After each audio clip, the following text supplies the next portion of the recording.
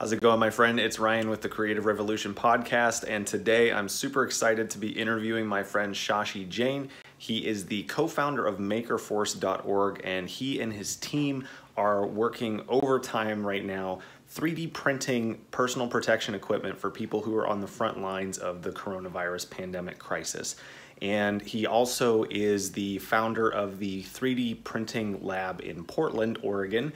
And we're going to be talking all about unleashing a supply chain revolution and what happens whenever you leverage your creativity to figure out ways to solve problems on a local level with manufacturing that is local and innovation and tapping into the resources that are at your disposal. This is the Creative Revolution podcast, season 3, episode 4, and we're going live right now.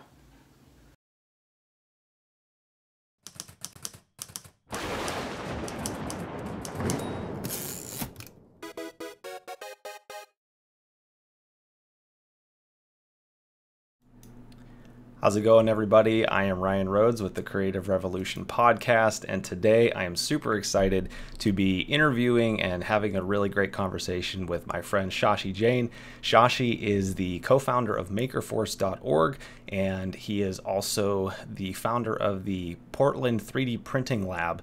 And we're going to be talking all about supply chains and how to navigate crisis with creativity. And so, Shashi, would you just share a little bit about who you are, how we met, and kind of what inspired you in the first place to start looking into 3D printing, and then we'll start diving into some of the other stuff. So first and foremost, thank you for being here. I'm very much appreciative of that, and thank all of you for watching. I'm really excited for today's show. So, Shashi? Yeah, thanks, Ryan. Thanks for having me on the show. As always, it's great to work with you. So a little bit about me. I wear many different hats. Some say I'm a generalist, so others a multi-potentialite, but I'm a technologist at heart. My day job is with Intel Corporation. I'm a strategic innovation manager there, but I've always operated in a few different communities, one of which was the startup community here in Portland, Oregon. And that's where I met Ryan at one of the startup weekends that I was running some time ago. I think it must have been almost 8-9 years ago now. I think it was in maybe, it would have been at least like 2014, 2015, I think. Because I've been in Oregon since about then, so I think it's been about that. So I remember that startup weekend, but I don't remember the exact date. But I was running Portland Startup Weekend for about 5 years or so, and we built a really big team that gave this experience of entrepreneurship over the weekend to a lot of different people. So since we met there, Ryan and I have been, still in touch, talking about all things entrepreneurial, all things creative, and kind of the intersection of those things, which is why we find ourselves here. So I learned about 3D printing a really long time ago through my day job at Intel, but about, 6-7 years ago, I was between startups. I was out on my own outside of Intel, and I decided I wanted to participate more in the 3D printing industry. So I used some leftover proceeds from a startup I shut down to buy my first 3D printer, which was actually one of those resin units, not the melted plastic type that you see these days. The cool thing about that one was you could build, super high resolution prints, and but at the expense that the material is like super toxic and sticky and hard to deal with. Right. When I bought that one, then I bought one of the melted plastic type that runs the 3D printer filament, and then pretty soon I had another one, and I built this. I realized that I needed to make these things pay in some way, so I started up a startup to do that called Matter Compilers, and like anything else, I like to build community around the things that I'm working on. So I built the Portland 3D printing lab. I started that in I think January of 14. And we just celebrated our 6th anniversary here, and we're now congrats. Yeah. We started with just meeting monthly and geeking out, but we meet at least once a month now. We're 1,800 people, which probably a lot closer to 2,000 people now, given Wow. what's happening with COVID-19. And we share best practices. We bring in speakers from all over the U.S. and sometimes around the world. We also do group projects, and that's prepared us really well to respond to COVID. We know how to 3D print in mass. We know how to come together. We know how to really focus on getting the job done and building something cool. That's super great, man. And I think that the thing that's just so fascinating to me about the concept of 3D printing, it's been around for a while, but this crisis that we're all currently dealing with, and we're recording this in May of 2020, it really is giving the concept of 3D printing an opportunity to shine and show that this is something that, if you leverage it right and you really do the work of innovating, you can solve big problems in new and powerful ways. And so, on this show, I really try to do my best to not make it for lack of a better term, a current events podcast. I'm trying to create something that's going to create timeless conversation and principles that will help people, regardless of when they hear or see this, navigate crisis or difficult times through innovation, creativity, that kind of thing. Because the principles that you learn as a creator, as an entrepreneur, those transcend the struggles that we run into inevitably. And so, when it comes to how you guys have kind of come together with your community and that kind of thing, can you talk a little bit about what it was that really kind of inspired you to say, you know what, I've been doing this as a hobby and I know the potential here,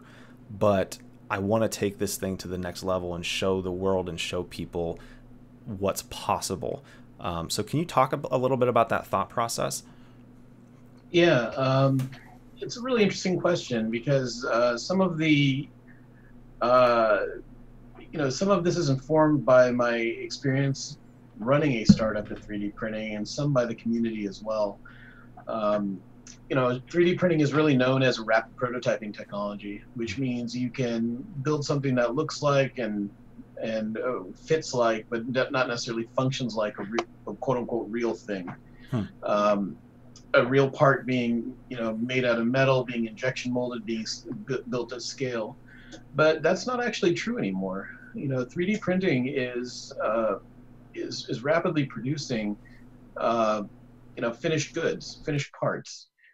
If you look in movies, chances are if you've seen a Marvel movie, you've seen a 3D printed part in production in a movie. Iron Man's armor is all 3D printed. Boeing has been flying. I did not actually know that. Oh yeah. In fact, what they do is they start with a 3D model of Iron Man in the armor, and then they take a detailed body scan of the actor, Robert Downey Jr., and they subtract him out of the center to make something that's perfectly custom fit for him. Oh, I'm nerding out right now. yeah. There's a whole process like this, and it uses the same kind of tools that were used to develop video games, except instead of going out to the screen, now you're going out to a 3D printer. Wow. Chances are, if you've flown a Boeing aircraft or a modern Airbus aircraft, you experience a 3D printed part, although at a much higher grade, using metal 3D printing or Ultim or any of those types of materials. And even now, you're starting to see automotive manufacturers and medical manufacturers using 3D printing. There is, I think, just not too long ago, there was a blog post I was reading about Tesla showing a fix for the Model 3, and it was very obviously a 3D printed part. Kind of being on the track of medical devices, I don't know if you've seen things like Invisalign or hearing aids. Most of those things are 3D printed these days. And they're perfectly custom fit to an individual. So there's absolutely 3D printed parts for finished goods. Well, so So on that note, you know, the reason that we're on here today, and the title that I went with the title of this episode was Unleashing a Supply Chain Revolution. So can you explain to those who might not know, like, the difference between the supply chain as we know it, which is basically like the way that you get goods and services to you, like things that you purchase. But, you know, correct me if I'm wrong or if I'm oversimplifying that. But a lot of the stuff, at least if you look close enough, most of the stuff that we have, you know, in our immediate vicinity is manufactured overseas or somewhere else. And there is a complicated series of contracts and relationships and things involved in making sure that whenever you buy something on an online store or at the store, the fact that you can take that or get that to you is a complicated process. And what you're talking about here with 3D printing nowadays, and the possibilities that are available, it kind of levels the playing field in a way. So can you expand on that a little bit? yeah, there's a whole lot to the term supply chain, but your explanation did a really great job of starting it out. You can think of supply chain as the process of getting goods from the point of manufacture all the way to where they're consumed or needed. So, for example, with consumer goods, the things that you go shopping for at Target, let's say, there's a whole supply chain that brings them from manufacturers in China and Vietnam and Cambodia over to, you know, overseas, literally overseas in a shipping container, and then over to the store. So there's there's a whole set of processes that can be roughly summed down to taking an order in, and from a customer, from, you know, a factory will, or a store will say, I want to order this many DVDs or Blu-rays. But, you know, maybe that's not as relatable these days. How about this? Let's say they'll go and place an order with a manufacturer for iPhone cases. So they'll go to the manufacturer and say, I want 4 million iPhone cases for all my stores. And then here are the different types of iPhone cases I want. Some of them are going to be just plastic. Some of them are going to have some metal components and so on and so forth. So the manufacturer then has to go and produce those things. So they have to get the plastic, the metal, the you know, the machines that they need to do these things, and usually that's with injection molding for plastics. They have to produce those, they have to package them, and they have to make sure that they meet some certain quality standard. That's production. And then they have to fulfill the order, which is getting the product to the customer. So usually it's put them on inside of a shipping container, letting them go overseas, like on a ship to a port. That's a 30-day process. Then they have to go through customs. Then they have to put them on a truck, and the truck will take them to a to the Target store, where you can then pick them up and get them off the shelf.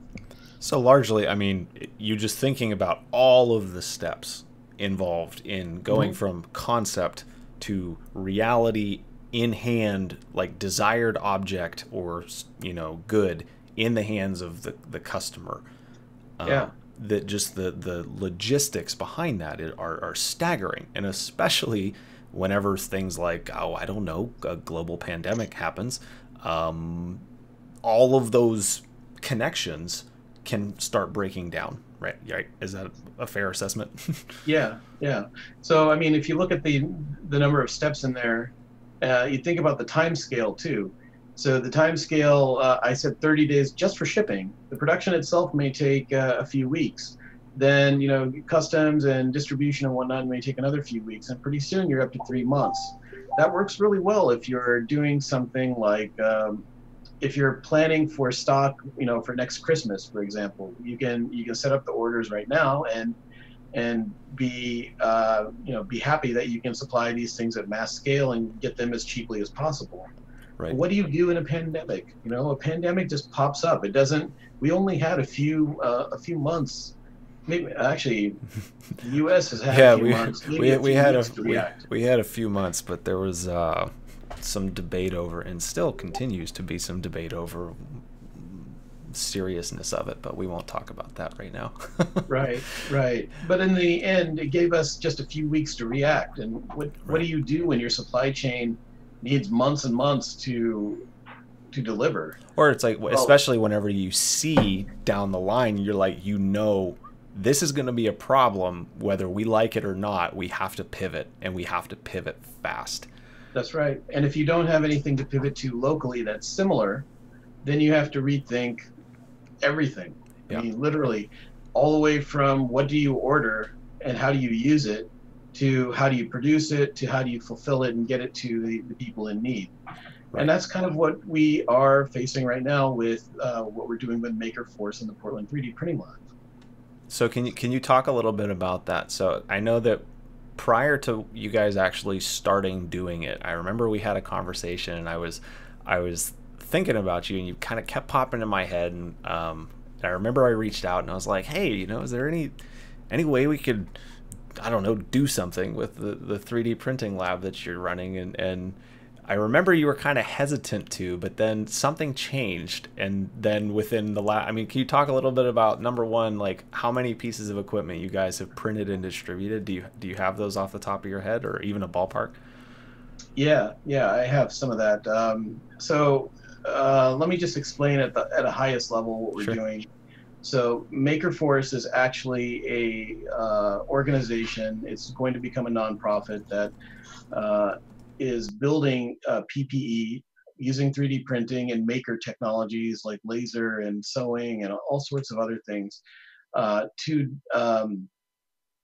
basically fill the gap in the supply chain. So we haven't gotten full supply back for PPE yet into this country. And what we're doing is providing reusable parts instead of disposable parts, 3D printed, laser cut, whatever is needed using more robust plastics.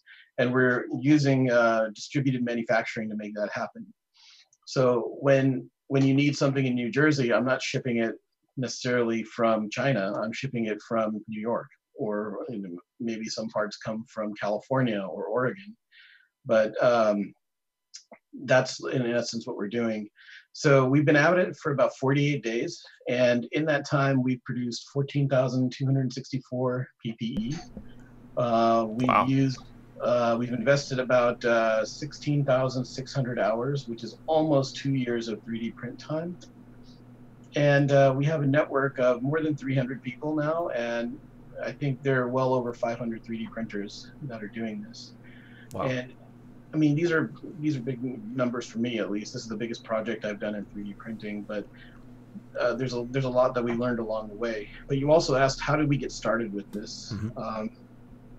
In March 15th, I think it was when. So I was actually in a special assignment at Intel, and I had been working from the Bay Area, and I was supposed to be working through the Bay Area even through today. But we were sent back home on the 13th of March. And around the 15th, I was approached by the Technology Association of Oregon saying, hey, can you talk to some of these hospitals about PPE and the availability of 3D printed PPE? And before that, we had heard of the shortage. We knew what was going on, but we were very hesitant to replace a regulated product with something that was 3D printed, even though you can make a finished product. But in speaking to these these hospitals, we learned how dire the situation was, and that the CDC was they have crisis mode operation where you can make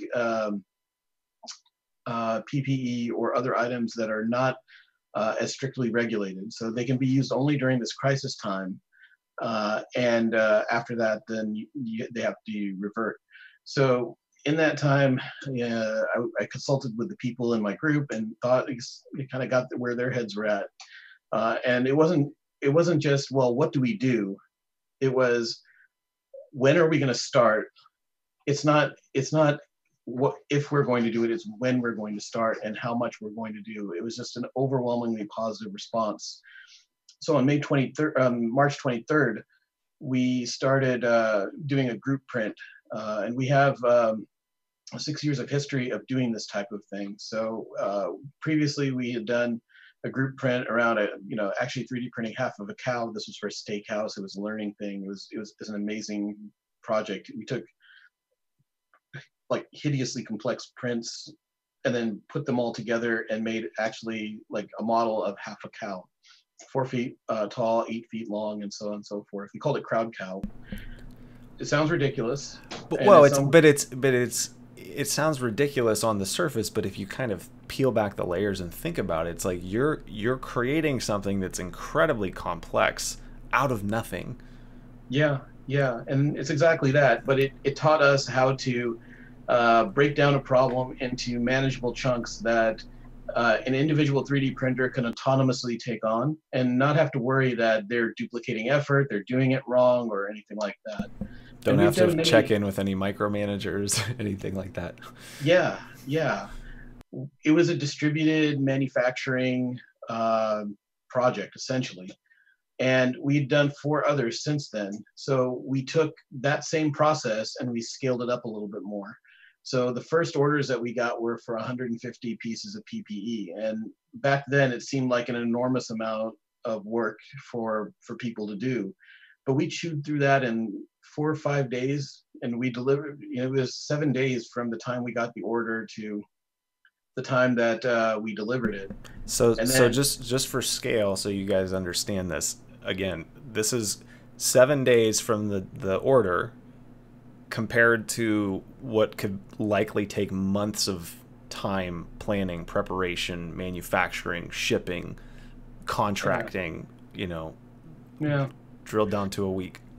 Yeah, and we were building our organization at the same time also. So we didn't start with 300, we started with 25 people.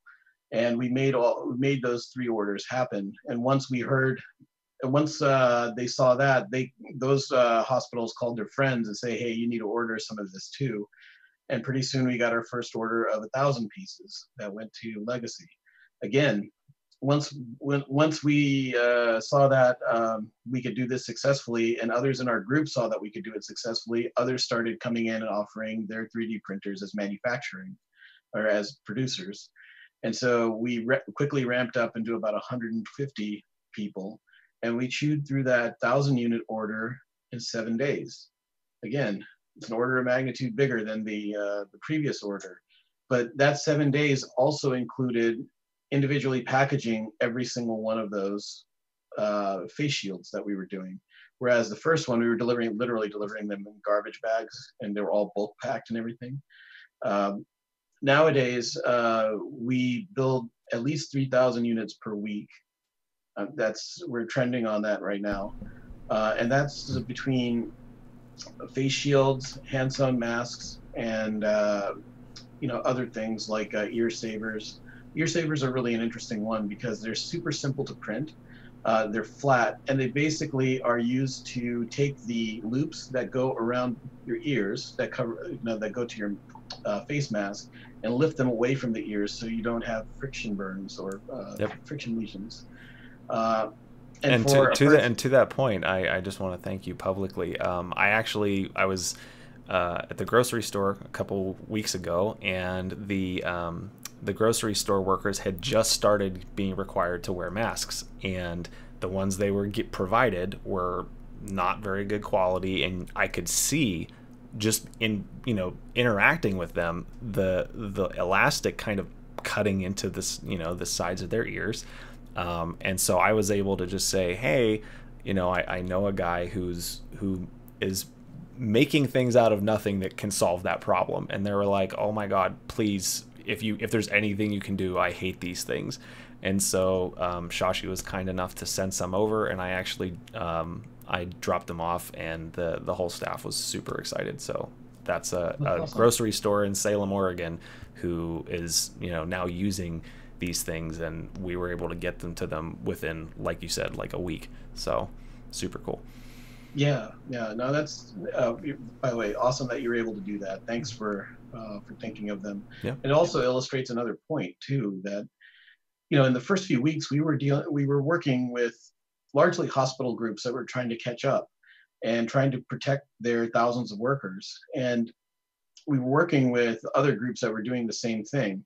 So together we were building all these face shields, all these masks, all these ear savers.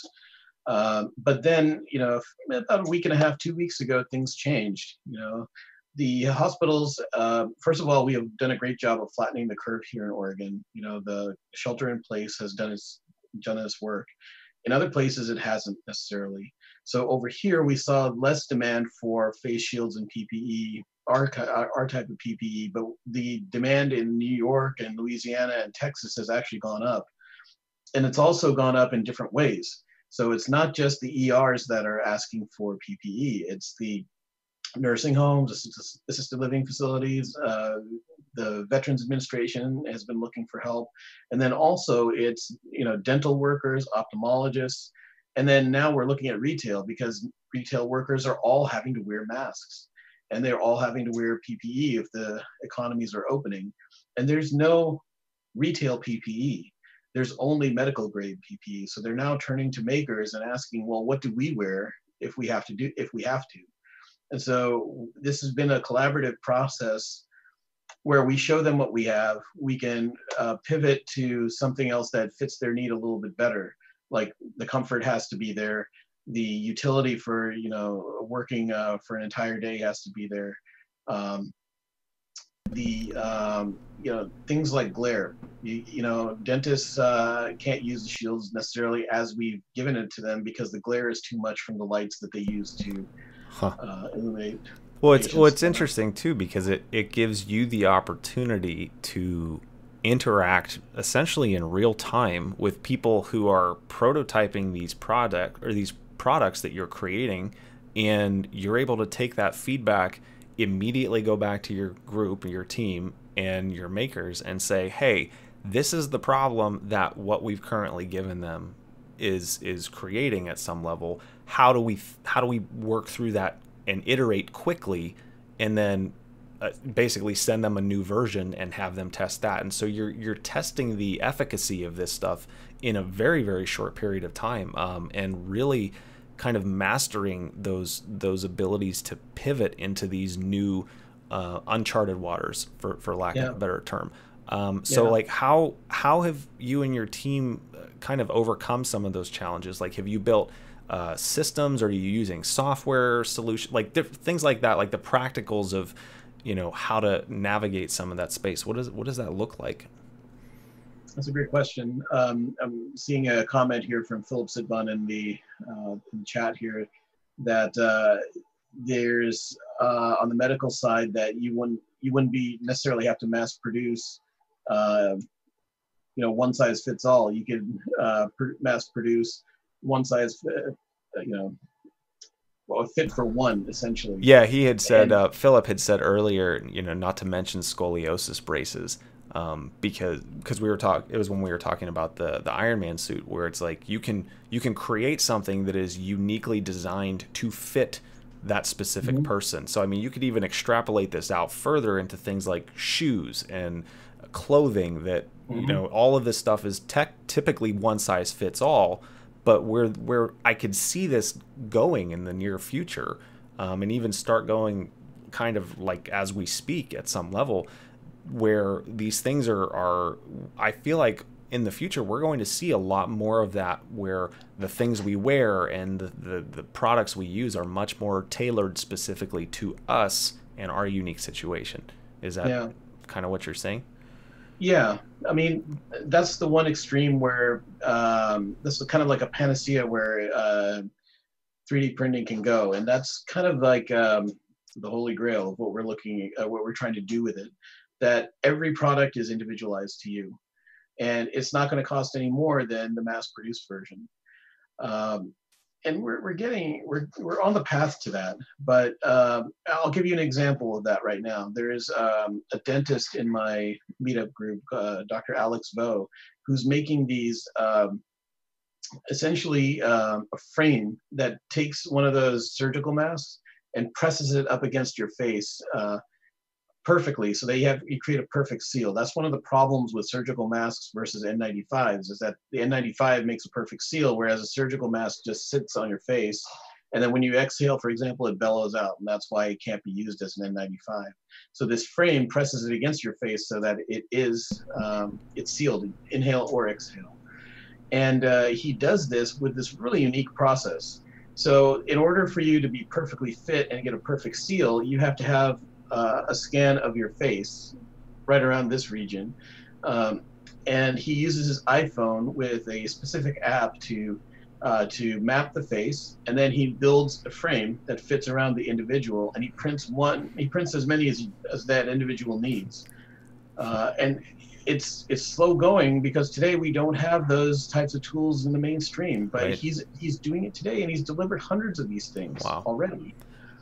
So that's on one So you said extreme. he's using, like, some of the starting tools that he's using are the same things that most people are using to just look at cat memes and YouTube videos. Like, he's using this as basically learning how to use the stuff in his possession as a creative tool, a problem solving tool, as opposed to just a consumption tool.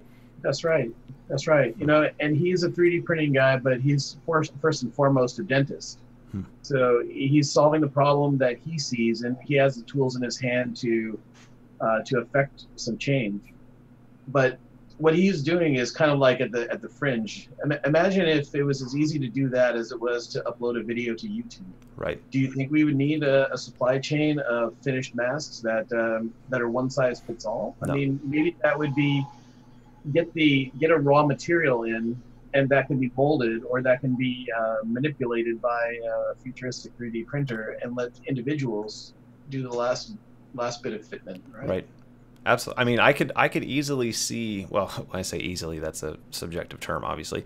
But the vision that I have of this is, it's like, I feel like we're going to get to a point where those types of custom 3D printers will be as ubiquitous and common in the household as like a microwave or a refrigerator, and that there will be ways to recycle things so that we're not just, creating more plastic and more waste, but that we can break things down to those raw materials and figure out a way to then, reuse and replicate things that our specific use case scenarios would demand.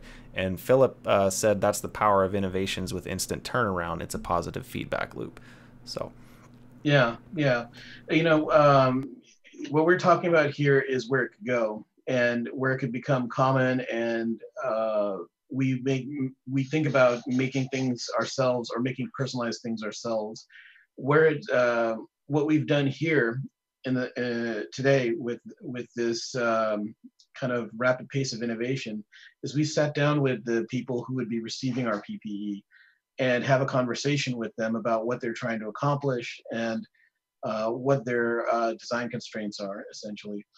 Like we originally found out that the PPE that we were providing to nurses wouldn't work for dentists. They put these things on. They have these things called eye loops, which are magnifiers, and then on top of that, there's a little lamp. And when they put the face shields on that we provided them, the lamp would touch the visor, and it would make it soft, or it would glare inside of the magnifiers. So we sat down with them and worked back and forth, and we found out different ways they could wear the visor that would fit over their existing PPE. We also got some other design constraints from them, or understanding the design constraints. We then modified the frames, the 3D printable frames of the PPE. And it doesn't take that much more material or time to make the new frames. So we could be really responsive to their needs. But we also have to balance this with trust. So they have to see that what we're doing is not just constantly streaming a bunch of different changes at them. That once we put this change into practice, we give it to others to try. They give us a thumbs up, and they have some assurance, and then we can manufacture this in batches to meet their needs. So there has to be innovation, but it's not going to be like super wide open innovation. Every batch is different, not just yet. In an ideal world, we would we would set up a facility where we could take a scan of a person, and we would build all the PPE that they need, tailors fit to them. And it would be medical grade, but we're not there yet. Well, yeah, I mean, you're not there yet, but the fact that you've gone from we'd like to do something, but we're not quite sure what or how yet, and there's a lot of logistics to now, not all that long after that thought is staggering and awesome. And I'm super humbled and honored to know you guys in the midst of this. And that's one of the reasons why I'm very grateful that you're on the show here, is I wanted to at least do what I can to provide what little platform I can to get the word out and share it out with people, because it's important, and it's and the implications of what you're doing are even, I would say more important, because of the groundwork that it can lay for a better future, where we're not in crisis mode when these kind of things happen, where it's like, okay, this is just how you handle it. And so super cool. Yeah. I mean, I have to thank you also to, when all of this was happening, you said you'd come on and visited with us and asked what you could do. And I asked Ryan to jump in and help us with the design for MakerForce, and, help us solidify our look and feel, and, what it is we were about. And early on, he helped us through that process of understanding what we were trying to do and who we were, and that's shaped up into what you see on the MakerForce website right now. It's a really important. I always feel as an entrepreneur, there's three parts that we really need to address in any new thing. That's the business development side, the engineering or development or software development, or in this case, this is more like industrial design or physical product development. And then there's the design side. So our products and our approach has to be dead simple to use. Right. We've got to, like a physician, one of the first things that we did initially was made a catalog of the things that we could provide a physician, and they could just go and choose. I want this many of this many of that, and so on and so forth. The design aspect is so important in making things approachable. And something like this, which is so brand new and so unlike what we've done, this is a little bit of certainty in a hugely uncertain situation. Right. One of the things that one of the kind of guiding principles for me in design of anything, whether it's like a website or communicating a new idea or whatever, it's like, don't make them think. Like, don't, especially during a crisis, like your prefrontal cortex, which is like right up here in your brain, that can very quickly shut down, and you're operating more out of your fight or flight response. And so if you can make things simple, especially for people who are stressed out and navigating very difficult situations, a lot of that is design. A lot of that is intention and figuring out how to, like you said, create a catalog. It's like, if you had just gone to them and say, well, what do you need? They'd say probably, well, we don't know. We need protective equipment, but we're all trying to figure out what that means right now. So if you can at least provide a roadmap, even if you're able to say, hey, roadmap in development, but this is what we've got so far, like that goes a long way to establish that trust.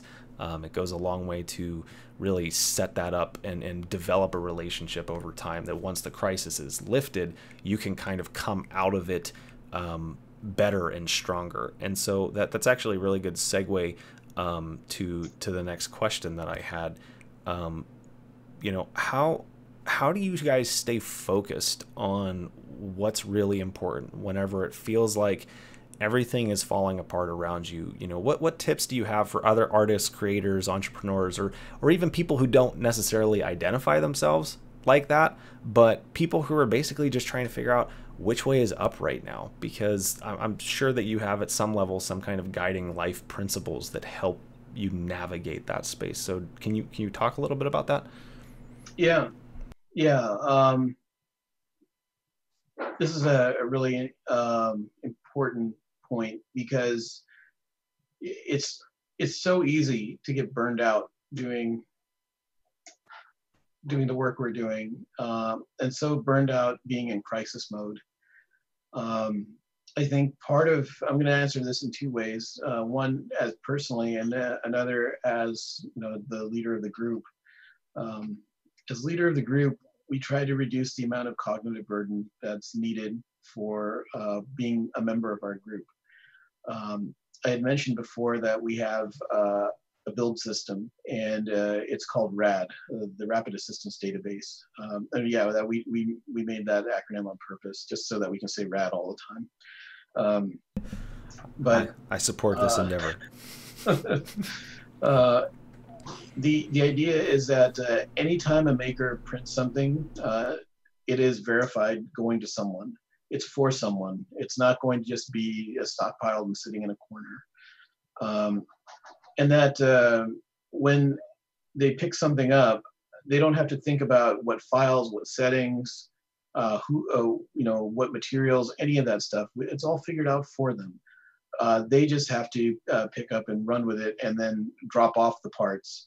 So in that sense, that those three steps I said before, intake, production, fulfillment, are what we built. And we made, our guiding principle is we've got to serve the supply chain. We've got to make this pop-up supply chain, essentially, what we're calling it. We got to make it work, and we've got to make it last. So anything that we do is towards that goal. So on the intake side, we make a catalog. We have a website where anyone can order PPE. It's dead simple for any other group who's making PPE that needs our help to join us. On the production side, if you're 3D printing, there's one place to go. You can claim jobs, you can print them, you can drop them off. You don't have to worry about anything else. Same thing for sewing, same thing for laser cutting. Although laser cutting, that's a little bit more to it than that. So I'll just put that to the side here. On the fulfillment side, we have drop points all over Portland, and we're starting some in Seattle as well. And from there, all a person has to do is leave their parts in these drop bins, and then they get repackaged, quality assurance tested, and then repackaged into orders that get shipped or picked up by the hospitals in need. We have a whole team of volunteers who don't print, who don't have the technical skills, but do have the skills for operations. And it's super important that we identify everyone's superpower and apply it the most effectively. And we also create an environment where people can focus on the problem at hand and use their skill or their superpower to affect change. Like, for example, the way we were counting PPE when we switched to an inventory system was broken. We were essentially putting it all on one person. Bless his heart, he did an amazing job at it. But we rapidly found out that it was just not going to be sustainable if we wanted to be responsive. Again, we were trying to go from 7 days down to 4 days, down to 2 days, and so on and so forth, and it was just not happening. So everything that we do is to make our volunteers' lives easier. We may not have the highest numbers. There's a maker that I spoke to just yesterday. He built 5,000 face shields on his own, but he was so burned out. He was so burned out, that he didn't want to do anymore. So what your three points before that you mentioned, the kind of tenets that you're going for, I would think about even saying to that point, adding sustainability to that, because if you print 5,000 and then you burn out, like, that sucks, because then you have to deal with the recovery process of dealing with the burnout, and you're not helping anybody. Yeah. I mean, that's a very good point. And what we want is for our makers to be able to sustain, because this is going to come in waves. And when the first wave is up, the second wave will come when we open up economies and we start seeing the gaps in the system. And hopefully there won't be a third wave. Put it that way. But on average, our makers have done, I don't think we have the actual number calculated out, but it's around 150 pieces each. And that's not enough to burn someone out, but it's also a lot more capacity. If we know a person can do 5,000 pieces individually at burnout, and we have 500 people or 500 printers, then we know that there's more capability in there. We're just not burning it up. So I told you I'd answer that question two ways. So how do I stay focused on what's important? Personally, I will never forget what it was like to have the first time I talked to a nurse and have her in tears, explaining what's going on and how exposed they felt. That's what keeps me going. That's one. I mean, I every time I think, hey, this is too hard, this is too much going on, I think of that person, and I'm like, well, if we helped her, then we can help another and another and another, until they feel all protected. I mean, if it's not just gonna be us, it's gonna be all of these makers all around the world who are doing this. And if we work hard enough together, then we can fill that gap. There's a diary published from a ER physician, I believe, in New York City, just recently, and I put that up on my Facebook page. But every time I think this is getting too hard, I read that thing again. It really just it says it so eloquently that here's a person who's seen a lot of death in a very short time, and that the things that the armor that he is relying on is just not available. And the day before he wrote this particular entry, he had given his last face shield away, and he was facing going into a COVID ward without even face protection. I mean, the very next entry was about New York, about his favorite people being makers, and that where he had an empty supply room, they had set up their 3D printers, and they were pulling face masks or face shields off of 3D print beds by the hundreds, and that he felt so protected in this fight. And whenever I need a little bit of motivation, I read that entry, and it just perks me back up. I mean, it really reminds me of why and what for. I'll see if I can find that and post it in the. Yeah, that'd be great. We can. I'll make sure to put it in the show notes and in the comments and stuff. That's great. I mean, that wrecks me, man. Yeah. It's important. If any of you guys are watching and have any questions while we're here, I mean, it's crazy. We've already been on for like almost an hour. And I want to be respectful of your time. So if anybody has questions who is watching, go ahead and drop them in the comments of the video, and I will we'll do our best to get to them.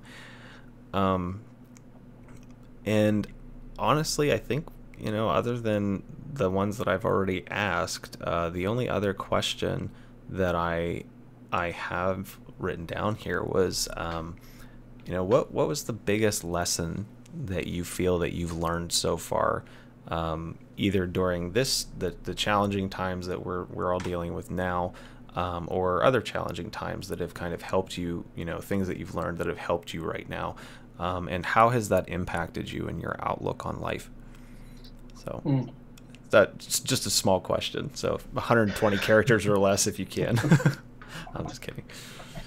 Some of it goes back to the why of why we started all of this. Back in March, it feels like so long ago. It's really not that far back. I had a discussion with a good friend of mine in Vancouver over whether we should do this, and he brought up some really amazing points, very salient points about the readiness of 3D printing as a finished goods technology, and whether we should be taking on such a risk or such a challenge. And I stewed on this for a while. But I had mentioned I spoke to the hospital directors, and then being in, and this may be familiar to some, but when you're shelter in place, sometimes there's a feeling of helplessness. It's like, am I just, is this normal? What can I do to make a change that may get us back to normal? Or what can I do just to not feel so damn helpless, in all of this? That's where I was coming from, that one. I knew that I had to be here. It's very easy for me to protect my kids that way, and my wife and my family, and say, hey, shelter in place. Let's not even expose ourselves. But there's these other people who are out there at the front lines who are exposing themselves to horrendous risk. And I have a lot of physicians in my family, but I also have people who are retail workers and who are dentists and ophthalmologists. And I was like, they're taking a horrendous risk just so that I can be sheltered. And I have this hobby here that can help them. I'll tell you, man, it was the easiest damn decision in the world for me to say, I'm going to protect you with my hobby, whatever it takes. And I've been thinking of that quote that we often talk about is a quote by Gandhi, actually, to be the change that you want to see in the world. Well, that's the biggest lesson I took from this is if you have a solution, be the solution. Step up and make it happen. And it wasn't just me who was 3D printing. In fact, I'm probably the lowest on the leaderboard that we have here. But one of my superpowers is kind of catalyzing other people to action and helping organize them into groups that can be more effective. And that's how I chose to spend my time here. And certainly being the change has really opened my eyes to something that I didn't think was possible in me, which is I am normally the idea guy. I am much less likely to be the operations guy, but I have this operational know-how from the stuff that I've done at Intel. And, it's certainly changed, the scope of what I think I'm capable of, but also it's changed my outlook in that I'm really astounded by how people came and rose to this challenge. And then when we got to the point where it was getting hard, they didn't stop. They didn't say, hey, maybe we should stop. They said, hey, how can we do better? How can we do more? What is it that it's going to take? And for me, the selflessness of the people I'm seeing in this group is just off the charts. And if we can be this amazing during this time, imagine how if we were to take just a little fraction of that and translate that into our daily life, what the new normal would look like. I mean, that to me, I don't want to return to the old normal. I want to return to a new normal that is infused with this. Yeah. And I think that really sums up so much of it. It's like we've all had enough time to kind of sit with our thoughts, and we will likely have more time to do that, and kind of ask ourselves those hard questions of, what do I want my quote unquote new normal to be? I think the old normal is in a lot of ways what got us where we're at. And just the greed and the control that a handful of people seem to have, I see that fraying at scale.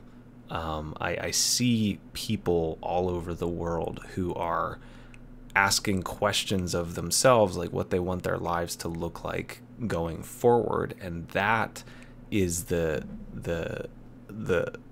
seed of positive, powerful change. It's the seed of what we could call a type of revolution. And I don't see it turning into this crazy bloody war. I don't think that anyone actually wants that, except for a handful of sociopaths, and I think that there's a very small number of people percentage wise on this planet who's like that. I think the majority of people who are navigating this crisis are in that boat with you and with me, where we're like, how do we do better?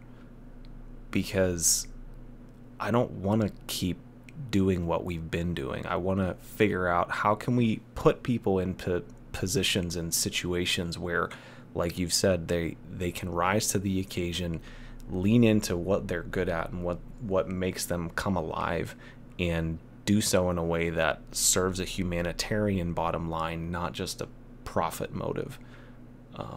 And so that's why, honestly, like I haven't done this podcast. This is the second one I've done this year. I basically put it on hold for almost 9 or 10 months because I wasn't happy with some of the direction it was going. But I was in a very similar situation with that you mentioned, where I was like, how can I help in the midst of this? And it's like, I don't know if we've talked about it too much, but I actually started my first business at the height of the last recession. And so I started exploring entrepreneurship and personal and professional development, at that time. And I've realized, as I've watched the way people interact with each other now on social media and just the animosity, and I'm like, oh wow, like there's a lot of opportunity to create connection and empathy, and to inspire people to be more creative and innovative, even in the midst of all this crazy stuff that's going on. So that's why I'm doing this now, and I'm doubling down on it, man. I really am. I'm very much looking forward to it, and so more than anything, I know I've said it already. I'm very, very grateful for what you're doing, and the insights that you've shared with me, even privately off the air at different times, and the inspiration that you've been to me to keep going. For those of you who don't know, I actually just started up a Patreon account. I actually started about a year ago, and Shashi was my first patron on there. So he's been supporting my artistic endeavors and my creativity endeavors for almost a year now that way. But I've not done a whole lot with it. And I've kind of vacillated back and forth on whether or not I'm going to, but in the midst of all of this, I know there's people out there who want us to continue having these kinds of conversations, beyond just the memes and the tweets and that kind of stuff. And so, again, thank you for supporting me in that, because I wouldn't be doing this if it wasn't for that at some level. So. No, it's amazing that you're introspecting like this, and I really love your work, Ryan. I'm just thrilled to see you being the change that you wanted to see. Also, have you? And thank you for having me here too. Yeah, absolutely, man. Anytime. And I'm sure that we'll do this again here in the sometime in the future. Hopefully, we'll have some more cool stories about things that Makerforce and you are doing. So did you have anything else that you wanted to share while we're here, and then I can start kind of winding things down a bit?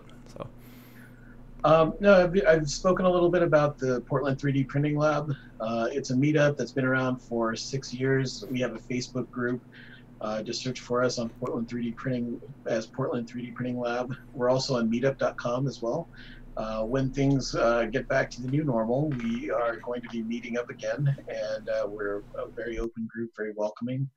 Love to see you there. And if you have a 3D printer, or if you just want to help, or if you need PPE, come visit us at makerforce.org. And Ryan put the link in the chat here. If we'd be happy to work with you if you'd like to help. We're primarily in the Pacific Northwest, but we will take any help that we can get. And if you need PPE, we want to hear from you and make sure that you're being served. So again, makerforce.org and the Portland 3D Printing Lab. Awesome. And as you guys can, if you're watching this on video, I'm currently streaming it live on Facebook, and I will also have a replay on YouTube. But if you look underneath Shashi's video, you can see his website. It's just shashijain.co. we haven't talked about it on this particular show, but Shashi is an excellent writer, and I am going to continue poking at him to publish a book. And if you need help with that, let me know. Definitely check out his work there. He's probably one of the most he is absolutely one of the most interesting people that I know. I mean, can you just real quick, can you talk about some of the 3D printing stuff that you've done with NASA, or do you have like NDAs that you can't talk about it?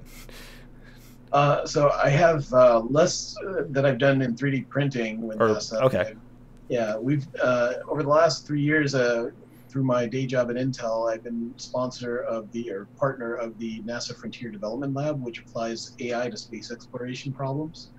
So there's so many different. You know what's amazing about this time we live in is that there's this industry, there's a new space race going on, and this new space industry, which is being fueled by all of these commercial space companies. SpaceX and Blue Origin are the big leaders in that. But now that they've solved the problem of launch capacity, now we're returning to the moon, and we're going to Mars, and we're doing all of this new things in space. And all of this is being powered by compute. And the purpose of the Frontier Development Lab is to apply modern AI technologies, machine learning and deep learning, towards these problems. One of the things that we did was help identify spots on the moon that could be, possibly used for mining. All of the machine learning algorithms that we built helped them build a prospecting grade map of the moon. Others have algorithms have helped us identify when the solar activity is going to impact our power systems or communication systems. And still another has helped us. We had this realization last year that we could reduce the time for flood detection from orbit from 40 minutes down to a minute. And that's crazy. I mean, yeah. Again, thinking about the exponential impact of, hey, you have, so correct me if I'm wrong, but you're saying people would be able to know 40 minutes in advance of a flood as opposed to a minute. That's right. That's right. It's like, so instead of getting a message on your phone, hey, you have a minute to get the hell out of your house or it's going to be flooded, down to you have 40 minutes, grab what you need and get to safety. Like, that's a big deal. Yeah, it's incredible, and we're not that far off. So we're able to do some really interesting work. That actually happens. It's coming up this summer. Frontier Development Lab. It's frontierdevelopmentlab.org. If you're an AI researcher or a space researcher, PhD or postdoc, you can apply to that. And it's probably 8 weeks of the most exhilarating work you'll ever do in AI. I've been involved, not as one of the researchers, but supporting the researchers. And the kind of the things that I've been talking about here in this podcast, we apply it to there as well. If there's a need that they have, an emergent need for something that, like a data set that they didn't have access to, we just do whatever it takes to get it. There was one time when they didn't have enough compute horsepower, and so I literally airdropped in a server to them. Took a server, flew it down there, dropped it to them in a parking lot, and then got on another plane back home. But yeah, this imagine of creating a spot where all of the barriers are gone and you can just do your best work, and that's what Frontier Development Lab is. You sold me, and I don't have all those stipulations that I could, or boxes I could check, but now I'm fascinated. So I did put a link in the comments here on the Facebook video, so that's awesome. Okay, guys, well that's basically all we've got for today's episode. Shashi, again, I can't thank you enough. I'm super honored to know you, and I'm very excited to see where all this goes. So make sure to check out Shashi's website, guys. It's www.shashijain.co. Also, if you're interested in helping out with the PPE during the coronavirus crisis, or if you need some, go to makerforce.org. And correct me if I'm wrong, people can donate there also? The GoFundMe is on a separate site. I'll send that to But you. I think it is on. There's a link on the Maker Force page to go to it. I think. Well, it's a little bit embarrassing. I don't know for sure, but No, the web team probably has it there. I think, yeah, I'm almost positive that they do. Yes, there's a big donate link right there. So, yep. Awesome. So yeah, if you want to support the work, you can donate there also. And then also look up Shashi's 3D printing lab in Portland if you are interested in that. So for my calls to action here, just this is completely unrelated to the coronavirus stuff. Shashi, I've sent you a copy of my latest book, correct? Ooh, I don't think so. No? Okay, it's not actually, this is green, but obviously I'm sitting in a green screen right now if you're watching the video, so this is normally green. But this is my latest book. It's called The Science of Getting Rich, How to Manifest and Monetize Your Ideas. It's originally by a guy named Wallace Wattles, which is hilarious, and I love saying it every time. But it's all about how to make your ideas happen and turn them into something that you can generate an income from. And so it was originally written in the 1900s, early 1900s, and it sounds like it. So I have gone through and because it's in the public domain, I have translated it. I added my own cover and I added my own commentary as well as a whole bunch of resources in the back for business owners, recommended reading, all kinds of cool stuff for creators and sections for notes. So if you are watching this and you have watched this the whole way through, and or are hearing me say this right now, if you drop a comment in the video, I am happy to send you a copy for free because I am very, very grateful for those of you who stick around and check all this stuff out. So if you are watching, just go ahead and drop in a comment and I will reach out to you to get your mailing address. Shashi, I will get your mailing address from you and send one over to you as a thank you for being on as well. Amazing. So, and if you are watching this and you're interested in buying a copy either for yourself or for friends or getting it on Kindle, you can also go to scienceofgettingrich.info. The name is kind of clickbaity, I will acknowledge that, but it's fascinating the exploration of the definition of rich that he gets into in that. And there's a lot of principles in this book that have very much helped me over the years navigating crisis, navigating financial difficulties. And so in addition to that, if you are looking for some custom designed clothing and swag and products you can't get anywhere else, go to rdshop.biz. And if you use the coupon code CRP during checkout, you will get a 10% off your entire order. That's another project that I am going to be, especially as things calm down a bit here, we're going to be doubling down on our online store because all of it is print on demand and it's all original work. So that's basically it, guys. So thanks again to Shashi for everything that you're doing, man. I'm super thrilled about all of it, and thank you for being on here. Yeah, thanks again, man, for having me. Look forward to reading the book too. Awesome. All right, guys. So again, my name is Ryan Rhodes with the Creative Revolution podcast. If you are interested in supporting this podcast and supporting the creative work that I'm doing, if you go to patreon.com/RyanJRhodes, there's a number of ways that you can support there. Even $1 a month is enough of an encouragement for me to see like, wow, okay, there's like legitimately people out there who give a damn about what I'm saying and what I'm doing here. So super cool.